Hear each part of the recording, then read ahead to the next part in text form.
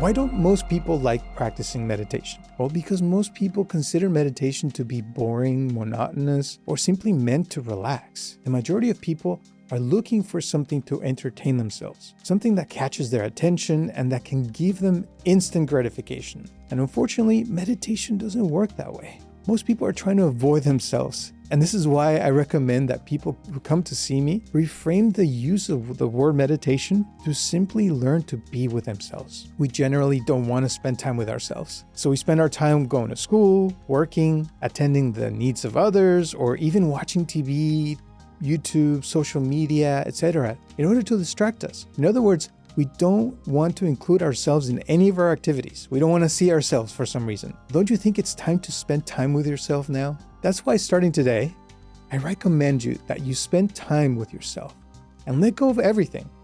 Even if it's just for a few minutes, let's just say 5 minutes a day, but dedicate that time to be with yourself and to confront yourself.